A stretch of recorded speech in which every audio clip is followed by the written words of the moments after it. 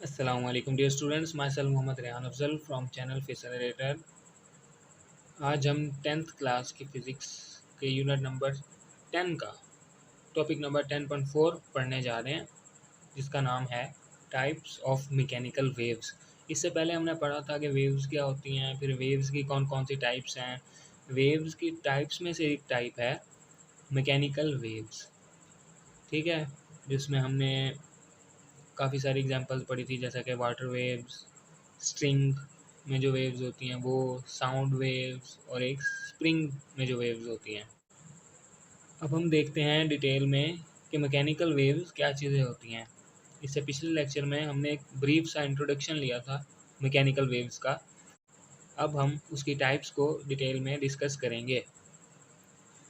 Depending upon the direction of displacement, depending upon the direction of displacement of medium, कि medium किस तरह से displace होता है। मीडियम हमने देखा कि मीडियम आगे तो नहीं बढ़ता, लेकिन मीडियम के पार्टिकल्स वाइब्रेट ज़रूर करते हैं। अगर ऐसे वेव्स जा रही है तो यहाँ पे जो पार्टिकल होगा वो ऐसे वाइब्रेट लाजमी तौर पर करेगा। डिस्टर्ब तो होगा ना भाई, वो पार्टिकल आगे नहीं जाएगा बेशक। तो वेव फ़र्ज़ करें अब इस तरफ को जा रही है ना, देखें वेव्स इस तरफ जा रही है, लेकिन पार्टिकल्स ऊपर नीचे डिस्प्लेस हो रहे हैं। तो देखें, depending upon the direction of displacement of medium, कि मीडियम किस तरह डिस्प्लेस होता है। देखें मीडियम ऊपर को डिस्प्लेस हो रहा है, ऐसे मीडियम ऊपर को डिस्प्लेस हो रहा है। With respect to direction of wave itself, direction of wave इस तरफ है, ठीक है, मीडियम ऊपर को डिस्प्लेस हो रहा है, डायरेक्शन ऑफ वेव इस तरफ है। तो इस लिहाज से इस चीज़ पे हम क्या कर सकते हैं, वेव्स को दो तरह से क्लासीफाई करते हैं, एक लॉन्गिट्यूडनल वेव्स और एक ट्रांसवर्स वेव। देखें इस केस में जो मीडियम के पार्टिकल्स की वाइब्रेशन की डायरेक्शन है वो ये ऊपर है या तो नीचे है, ऐसे ना, यहाँ ऐसे ही वाइब्रेट कर रहे होंगे ना, ये ऊपर नीचे है यहाँ से यहाँ तक, और वेव इस तरफ जा रही है। देखें अगर मैं ये ऊपर वाली डायरेक्शन हूँ, ये और ये वाली डायरेक्शन, वेव इस तरफ जा रही है, और मीडियम अगर मैं कहूँ कि मीडियम के पार्टिकल्स इस तरफ डिस्प्लेस हो रहे हैं, तो एंगल क्या है इन दोनों में, 90 का ना। इसी तरह अगर नीचे वाला ले लूँगी, ये तो वही है, नीचे अगर गई है तो फिर भी एंगल 90 का है। तो ये आपस में परपेंडिकुलर हो ना, परपेंडिकुलर वो होते हैं जिनके में एंगल 90 का हुआ। तो इन दोनों के दरमियान एंगल 90 का है, मतलब ये आपस में परपेंडिकुलर हुए। तो इन वेव्स को कहते हैं ट्रांसवर्स वेव्स। मतलब ऐसे ही तो समझाने के लिए था। अब ट्रांसवर्स वेव्स आपको डेफिनेशन आ गई होगी। हम तरतीब से जाते हैं, जैसे बुक में लॉन्गिट्यूडनल वेव। तो लॉन्गिट्यूडनल वेव्स ऐसी वेव्स होती हैं जिसमें पार्टिकल्स वाइब्रेट करते हैं। इसमें भी तो पार्टिकल वाइब्रेट कर रहा था ना मीडियम का। अब लॉन्गिट्यूडनल वेव्स को जब हम डिस्कस करेंगे, उसमें भी पार्टिकल्स वाइब्रेट लाजमी तौर पर करेंगे, लेकिन वो पार्टिकल्स वेव की डायरेक्शन के परपेंडिकुलर नहीं होंगे, बल्कि पैरेलल होंगे, सेम डायरेक्शन में। जिस तरफ वेव जा रही है उसी तरफ particles of the medium displace हो रहे होंगे, ठीक है, यानी वाइब्रेट कर रहे होंगे ऐसे। अब देखते हैं कैसे। फ़र्ज़ करें एक स्प्रिंग है, ठीक है, इसको ना मैं स्प्रिंग को इस तरह से जर्क देता हूँ, ऐसे ऐसे।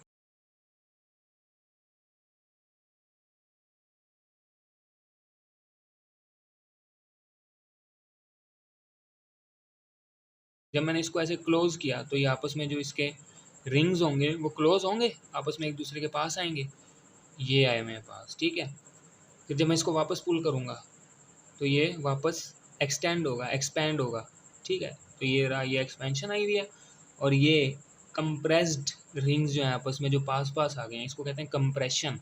ये आगे की तरफ बढ़ गया है, ये आगे आ गया है, ठीक है। मैंने इसको पीछे खींचा तो ये पीछे एक रेयरफेक्शन या एक्सपेंशन ये क्रिएट हो गया, ठीक है। अब मैं दोबारा जब इसको ऐसे करूँगा तो ये फिर से इधर एक कंप्रेशन, फिर ऐसे खींचूँगा तो रेयरफेक्शन। ये इस तरह से जब मैं करता रहूँगा तो कुछ इस तरह से वेव्स प्रोपागेट करती रहेंगी। तो क्या हो रहा है कि ये कंप्रेशन आगे को प्रोपागेट कर रही है, ठीक है। अगर हम जस्ट एक बार भी ऐसे करके छोड़ दें तो कंप्रेशन आगे जाएगी। अच्छा, देखने की बात यह है कि जो कंप्रेशन है ना, सिर्फ यही आगे जा रही है, कोई भी मतलब अगर मैं कहूँ कि स्प्रिंग का कोई एक रिंग, अगर हम पूरा एक रिंग देख लें स्प्रिंग का, तो ये आगे बढ़ा है? नहीं ना, स्प्रिंग का रिंग तो नहीं आगे गया। यहाँ पे देखें स्प्रिंग के कोई से दो रिंग्स या कॉइल्स के साथ हमने पेपर पीसेस बांध दिए हैं ए एंड बी। क्या ये पेपर पीसेस आगे जा रहे हैं? नहीं, ये पेपर पीसेस आगे नहीं जाते, वेव आगे जाती है और पेपर पीसेस जस्ट वाइब्रेट करते हैं। वेव किस तरफ को जा रही है? इस तरफ को जा रही है। और पार्टिकल्स किस तरफ डिस्प्लेस हो रहे हैं? ऐसे ऐसे, यहाँ तो इधर को, यहाँ तो इधर को। ठीक है, तो इसी डायरेक्शन में है ना, अलोंग द डायरेक्शन ऑफ, मतलब यहाँ तो पैरेलल होंगे, यहाँ तो एंटी पैरेलल होंगे वेव की डायरेक्शन के। वैसे ही तो हो रहा है, पैरेलल होते हैं सेम डायरेक्शन में जाने वाले, एंटी पैरेलल होते हैं ऐसे ऑपोजिट डायरेक्शन में जाने वाले ऐसे। लेकिन ये दोनों एक दूसरे को कभी काटते नहीं, एंटी पैरेलल और पैरेलल दोनों, या तो सेम डायरेक्शन में होंगे या तो ऑपोजिट डायरेक्शन में होंगे। ठीक है, तो इतनी सी बात थी। ये देखें, ये इसने डायग्राम में बताया हुआ मूवमेंट ऑफ हैंड, कि मैं मूवमेंट हैंड की इस तरह से मूव कर रहा हूँ हैंड को। ठीक है, उसके बाद direction of wave travel, wave इस तरफ को जा रही है, यहाँ पे इसने एरो लगा के बता दिया कि वेव वाकई इस तरफ को जा रही है। फिर उसने दोबारा एक बार जब जर्क दिया है तो अगला कंप्रेशन आ गया, पहला कंप्रेशन यहाँ तक पहुँचा है, अगला कंप्रेशन यहाँ पे आ गया है। कंप्रेशन कंप्रेशन, दरम्यान में रेयर फ्रैक्शन, ये रेड वाली लाइन से रेयर फ्रैक्शन, ब्लू वाले कंप्रेशन, जहाँ पे पास आए हुए हैं वहाँ पे कंप्रेशन, पार्टिकल्स मीडियम के जहाँ पे आपस में पास पास आए हुए हैं, मीडियम क्या है? स्प्रिंग है, तो स्प्रिंग के पार्टिकल्स जहाँ पे आपस में एक दूसरे के साथ हैं, पास पास हैं, तो वहाँ पे क्या है? कंप्रेशन है। जहाँ पे दूर दूर है वहाँ पे क्या है? रेयर फ्रैक्शन है। तो यहाँ आ जाए ज़रा, कंप्रेशन क्या चीज़ होती है? द रीजन्स, ऐसे इलाके या ऐसे पोर्शंस कह लें, where the particles of the medium, medium के पार्टिकल्स आर क्लोजर टुगेदर, आपस में करीब करीब होते हैं, करीब करीब। ठीक है, वही तो हमने बात की, is called compression. The regions where particles of the medium are spaced apart, spaced apart यानी दूर दूर होते हैं, मतलब उनमें काफ़ी स्पेस होती है, तो वो क्या होता है? रेयर फ्रैक्शन होता है। अब वेव लेंथ क्या चीज़ होती है? वेव लेंथ, तो देखें, the distance between two consecutive compressions, consecutive यानी लगातार आने वाले, एक दूसरे के फ़ौरन बाद, इज कॉल्ड वेवलेंथ। ये कंप्रेशन, ये कंप्रेशन, इन दोनों के सेंटर से, इसके भी सेंटर से, इसके भी सेंटर से, इन दोनों तक का जो फासला होगा उसको क्या कहेंगे? वेवलेंथ। मतलब वेव की कितनी लंबाई है? सिंपली एक lower case Greek letter lambda से हम इस वेवलेंथ को रिप्रेजेंट करते हैं। तो इतनी है ना, एक वेव यहाँ पे कंप्लीट होती है। ठीक है, अब आगे जाते हैं ट्रांसवर्स वेव पे। ट्रांसवर्स वेव में क्या था देख लें, कि वेव इस तरफ जा रही थी और पार्टिकल ऊपर नीचे, मतलब परपेंडिकुलर वाइब्रेट कर रहे थे। ठीक है, in transverse wave the vibratory motion of particles, particles की वाइब्रेटरी, भाई वाइब्रेट तो करते हैं। ठीक है, इसमें भी बैक एंड फोर्थ यानी वाइब्रेशन, इसमें बैक एंड फोर्थ वही बात है, वाइब्रेट कर रहे हैं, बैक एंड फोर्थ मूव कर रहे हैं। ठीक है, वाइब्रेट करते हैं, हमने मान लिया क्या करते हैं? Particles of the medium. अब वाइब्रेशन की डायरेक्शन क्या होगी? Is perpendicular to the direction of propagation, वही बात जो मैंने स्टार्टिंग में की थी कि वो परपेंडिकुलर होती है direction of propagation of waves के। ठीक है, इसमें था कॉन्सेप्ट लॉन्गिट्यूडनल में कंप्रेशन का और रेयर फ्रैक्शन का। ट्रांसवर्स में ऐसा कोई खाता नहीं है, इसमें कंप्रेशन और रेयर फ्रैक्शन नहीं होते, इसमें होता है क्रेस्ट्स एंड ट्रफ्स। क्रेस्ट क्या चीज़ होती है? ट्रफ क्या चीज़ होती है? इधर आ जाए ज़रा, सिंपली ना एक वेव बना लेते हैं, ये वाली, ये वेव बना लेते हैं। ठीक है, इसमें ये इस तरह सी ना, पहले इस तरह से ये इसकी रेस्ट पोजीशन थी। अब जब हमने इसको डिस्टर्ब किया स्ट्रिंग को, तो ये ऐसे वाइब्रेट करना स्टार्ट हो गई, ऐसे ऐसे ऐसे। ठीक है, तो देखें ज़रा, ये जो ऊपर वाले पोर्शन होंगे ना, ये वाले, ये इन दोनों को हम कहेंगे क्रेस्ट, क्रेस्ट। ठीक है, इस तरह ये आगे इधर भी होगा एक, इसको भी हम क्रेस्ट ही कहेंगे। मतलब ऊपर वाले जितने भी पोर्शन होंगे मीन पोजीशन से, या कह लें कि रेस्ट पोजीशन से, जो मैक्सिमम डिस्प्लेसमेंट वाले पोर्शन होंगे ना वेव के, उनको हम क्या कहेंगे? क्रेस्ट। ठीक है, और जो नीचे वाले होंगे, नीचे मैक्सिमम डिस्प्लेसमेंट वाले, उनको हम क्या कहेंगे? ट्रफ कहेंगे। ठीक है, पढ़ लेते हैं। The highest point of the particle, किसी भी पार्टिकल का, इधर पार्टिकल होगा ना, highest point of the particle of the medium, medium के पार्टिकल का highest point from the main position, main position से, इज कॉल्ड क्रेस्ट। ट्रफ क्या होता है? The lowest point of the medium from its mean position is called trough, it's mean position. ठीक है, तो उसकी मीन पोजीशन से नीचे मैक्सिमम जो पॉइंट होगा उसे क्या कहेंगे? ट्रफ कह देंगे। आगे है जी वेवलेंथ। अब इसमें वेवलेंथ क्या चीज़ होती है? इसमें और इसमें वेवलेंथ डिफरेंट है। ठीक है, इसमें कंप्रेशंस के दरमियान फासला था, इसमें यहाँ तो हम क्रस्ट के दरमियान फासला ले लें, यहाँ तो हम ट्रफ के दरमियान फासला लें, दोनों सेम होगा, दोनों वेवलेंथ्स ही होंगी, ये दोनों फासले सेम होंगे। नाप के देख लें आप, यहीं पे स्केल रखें इधर और इधर, ये दोनों सेम होंगे। ठीक है, इसी तरह इधर और इधर ये भी वेवलेंथ ही होगी, क्योंकि ये भी क्या है? दो क्रेस्ट्स के दरमियान फासला है। देखें, ये रेस्ट पोजीशन होगी और ये ऊपर क्रेस्ट और नीचे ट्रफ्स होते हैं, ऐसे ना। तो यहाँ तो क्रस्ट के दरमियान का फासला लेने दो। कंसेक्यूटिव कहते हैं आमने सामने वाले, the distance between two consecutive crusts और ट्रफ्स इज कॉल्ड वेवलेंथ। ठीक है, यहाँ तो इन दोनों के दरमियान, यहाँ तो इन दोनों के दरमियान फासला। ठीक है, अब अगर इधर भी एक वेव बन जाती है तो इन दोनों के दरमियान भी फासला वेवलेंथ होगा। सिंपली ये है। अगर ये देख लें हम, कुछ ऐसे वेव को देख लें, ये आपकी अंडरस्टैंडिंग डेवलप करने के लिए मैं कोशिश कर रहा हूँ अच्छी तरह से क्लियर कर दूँ। ये इन दोनों के दरमियान फासला, ये भी वेवलेंथ है, इन दोनों के दरमियान फासला, ये भी वेवलेंथ है, इन दोनों के दरमियान फासला, ये भी वेवलेंथ है, इनके दरमियान ये भी वेवलेंथ है। ये हैं क्या? नीचे वाले सारे ट्रफ्स हैं, इनके दरमियान फासला, ये भी वेवलेंथ है, इनके दरमियान फासला, ये भी वेवलेंथ है, इनके दरमियान फासला, ये भी वेवलेंथ है। ये सारे क्या हैं? क्रस्ट हैं। वो नीचे वाले क्या हैं? ट्रफ हैं। तो ये बातें याद रखनी हैं। तो डिस्टेंस इन दोनों के दरमियान क्या होगा? एक वेवलेंथ होगा। ठीक है, अब एक बात यहाँ पे ज़रा नोट कर लें कि जो वेवलेंथ है ना, अब फ़र्ज़ करें पार्टिकल है ना मीडियम का, इधर आ जाते हैं हम ज़रा, चलिए इधर ही रह जाते हैं। ये देखें, ये वेव, अब देखें अगर एक पार्टिकल है, अगर ये वेव गुजरी है तो वो पार्टिकल क्या होगा? नीचे जाएगा, फिर ऊपर आएगा, फिर इधर आ जाएगा। मतलब ये वेव यहीं इसी पार्टिकल को डिस्टर्ब करके गुजरी है ना, आगे यहाँ से आ रही थी ना, इस तरफ से आ रही थी, इसको डिस्टर्ब किया, आगे गुजर गई। तो ये पार्टिकल के साथ, इसके साथ क्या सलूक किया है वेव ने? इसे पहले नीचे लेके गई है, फिर ऊपर लेके गई है, फिर यहाँ पे लेके आई है। क्या ये एक वाइब्रेशन कंप्लीट नहीं हुई इस पार्टिकल की? है ना, हो गई है। इस बात को याद रखना है कि जब एक वेव कंप्लीट होती है, ये एक वेव यहाँ पे कंप्लीट हुई है, ठीक है, और ये वेवलेंथ ही है, ये भी वेवलेंथ है इतनी, यहाँ से यहाँ तक, यहाँ तो वेवलेंथ है। यहाँ अगर आप ऊपर वाले पोर्शंस को देख लें या नीचे वाले पोर्शंस को देख लें, वो भी वेवलेंथ। ठीक है, ये भी वेवलेंथ है, ये भी वेवलेंथ है। अब यहाँ से यहाँ तक भी वेवलेंथ है, सॉरी, यहाँ से यहाँ तक यहाँ से यहाँ तक भी वेवलेंथ है, यहाँ से यहाँ तक भी वेवलेंथ है। एक साइकिल कंप्लीट करना है ना हमने, वो अपना सिंपल हार्मोनिक मोशन में वो स्प्रिंग वाला केस देखें। हम यहाँ से चलते थे, वापस अगर यहीं पे आ जाएं, एक्सट्रीम से चल के एक्सट्रीम पे आ जाएं तो एक साइकिल कंप्लीट हो गया। इसी तरह अगर मीन से चले हैं तो फिर ऐसे आना पड़ेगा मीन पे वापस, तो एक साइकिल कंप्लीट हुआ। अब यहाँ से हम एक्सट्रीम से चले, एक्सट्रीम पे पहुँचे, एक वेव कंप्लीट हुई। ठीक है, और पार्टिकल एक वाइब्रेशन कंप्लीट कर चुका होगा।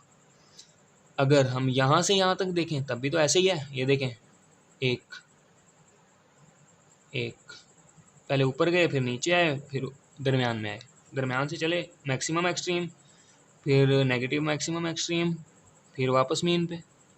हुआ नहीं एक साइकिल कंप्लीट? इस तरह से ये जो पार्टिकल है ये एक वाइब्रेशन कंप्लीट कर लेगा, उतनी देर में एक वेवलेंथ भी हो जाएगी। अब ये जो मैंने बात बताई है ना, इसको याद रखना, आगे बड़ी काम आने वाली है। Waves as carriers of energy, ये हमारा अगला सब टॉपिक है 10.4 का। इसमें दो बातें बताई हुई हैं काफ़ी इम्पोर्टेंट। पहले ना ज़रा देखें, हम एग्जांपल ले लेते हैं एक स्ट्रिंग की, वही जो हम लेते आ रहे हैं खुद को समझने के लिए। रिजिड सपोर्ट से बांध दी, ये इक्विलिब्रियम पोजीशन है या रेस्ट पोजीशन है, ठीक है, वेव की और मतलब स्ट्रिंग की। इसको हमने जैसे ही डिस्टर्ब करेंगे पार्टिकल्स को स्ट्रिंग के, या हम कह लें कि जर्क देंगे स्ट्रिंग को, तो होगा क्या कि एक वेव जनरेट हो जाएगी इस स्ट्रिंग के अंदर। ठीक है, यहाँ तक समझ लिया, इतना काफ़ी। अब हम देखते हैं आगे। Energy can be transferred from one place to another through waves. Energy transfer की जा सकती है वेव्स के थ्रू। अब देखें क्या किया मैंने इसके साथ, मैंने इस पे वर्क किया ना, मैंने इसको जर्क दिया, तो मतलब सिंपली मैंने इस पे वर्क किया, मतलब मेरी एनर्जी खर्च हुई है भाई, मैंने मस्कुलर एनर्जी लूज़ की है इस पे वर्क करने के लिए। वो एनर्जी ये वेव ट्रांसफ़र करेगी यहाँ से यहाँ तक। अब जैसे वेव्स एनर्जी ट्रांसफ़र करती हैं, ठीक है, तो ये एनर्जी किस चीज़ पे डिपेंड करेगी भाई, कितनी एनर्जी कब ट्रांसफ़र होगी। देखें ज़रा, the amount of energy carried by the waves, कि अमाउंट ऑफ एनर्जी वेव कितनी कैरी कर रही है वो किस चीज़ पे डिपेंड करती है। Depends upon the distance of the stretched string from its rest position. Stretched string मतलब तनी हुई रस्सी, तनी हुई वो धागा तना हुआ, ठीक है, ये तना हुआ धागा। अब क्या होगा, इस ये अपनी रेस्ट पोजीशन से जितना डिस्टेंस कवर करेगी मैक्सिमम, उस चीज़ पे एनर्जी डिपेंड करेगी कि वेव के पास कितनी एनर्जी है।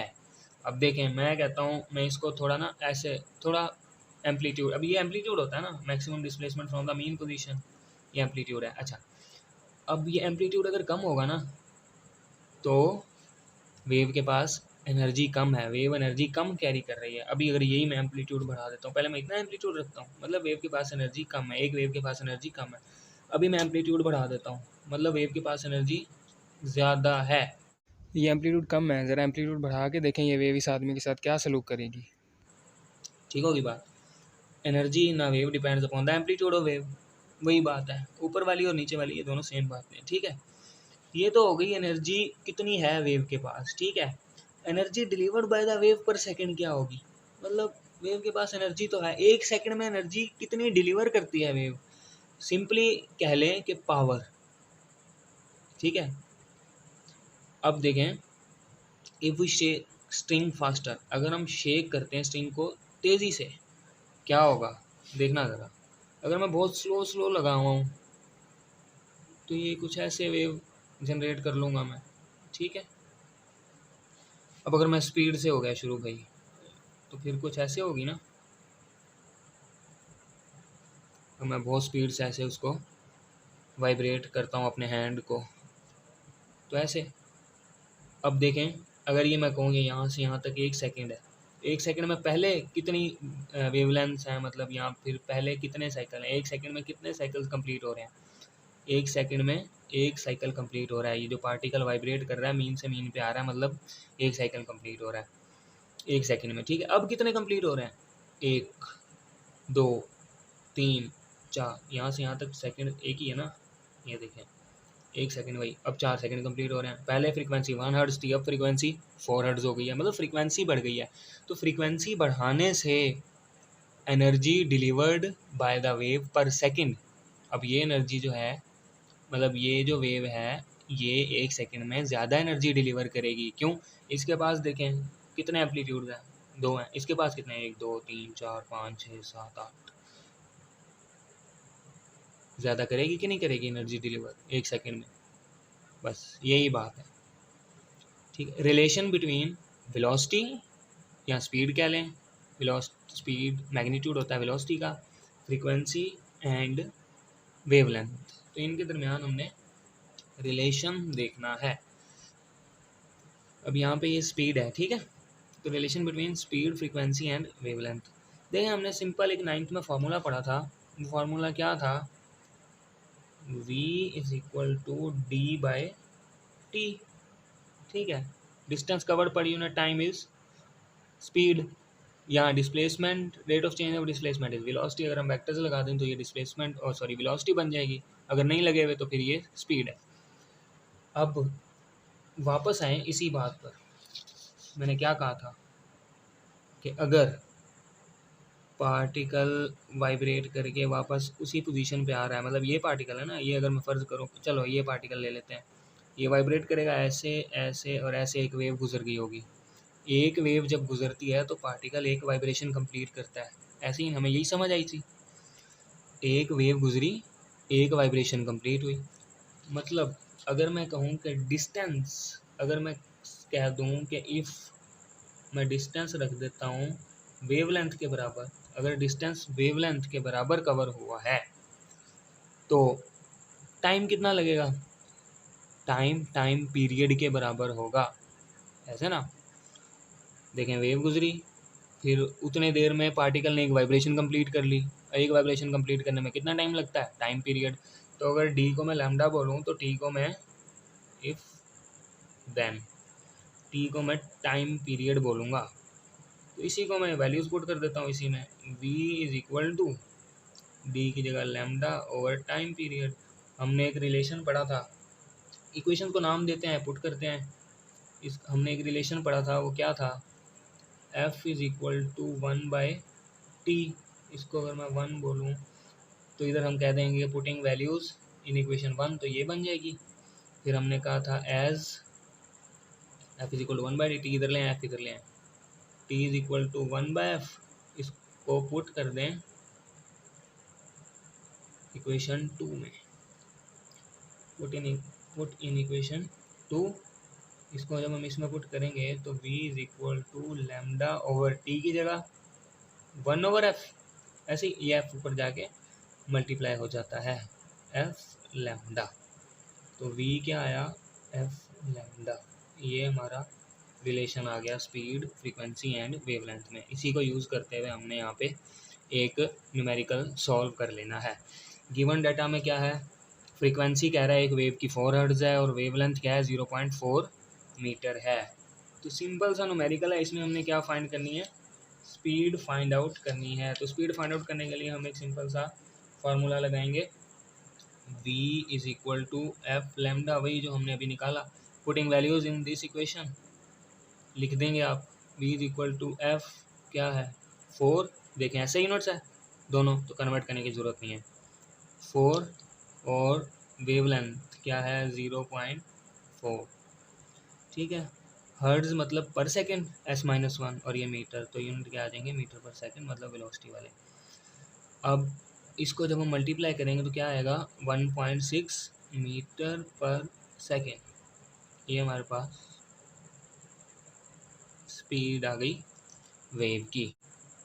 अगर आप लोगों को कोई बात समझ नहीं आई तो आप क्वेश्चन पूछ सकते हैं कमेंट सेक्शन में।